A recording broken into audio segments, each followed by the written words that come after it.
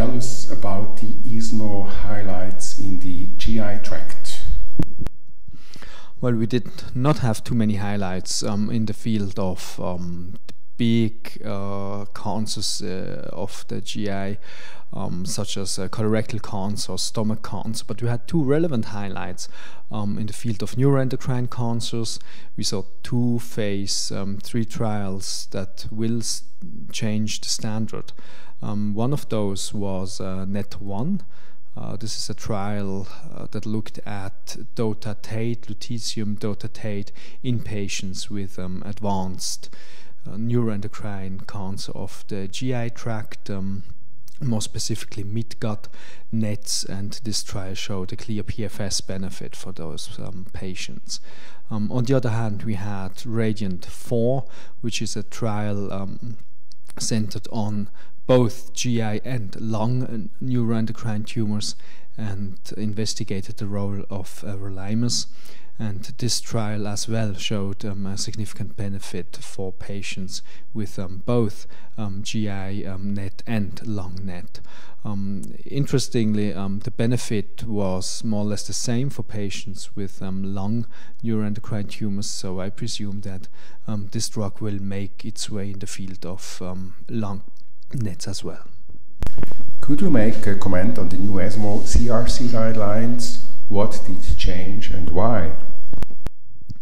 Well, when you have a look at the new GI CRC guidelines, the first thing you realize is that the new scheme is much easier than the older we had before. So it changed between 2012 and 2014 considerably. I think the reason is we're getting more and more different drugs and more different lines of therapy, and this automatically leads to a situation where you cannot define single strands of therapy. The situation is changing into something which is more similar to breast cancer, so it means it's important to have different pathways you can take. It's important to use all the drugs we have.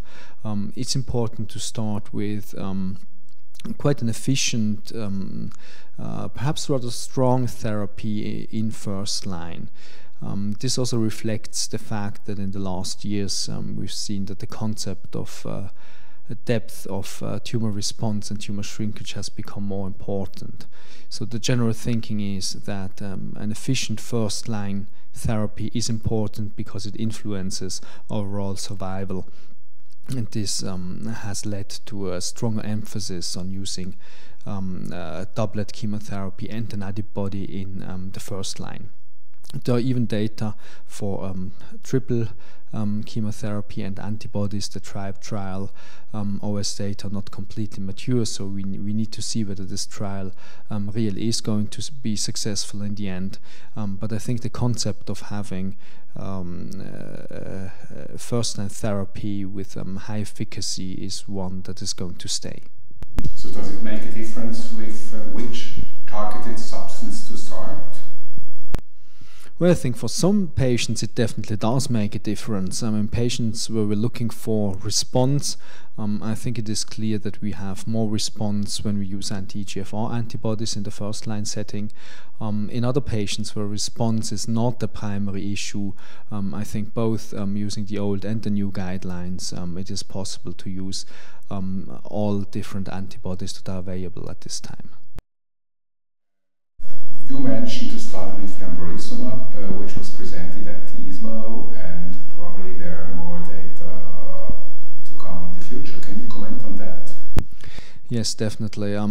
Of course, checkpoint inhibitors have made their way into the clinic rather quickly, and it's something like a hype around these checkpoint inhibitors.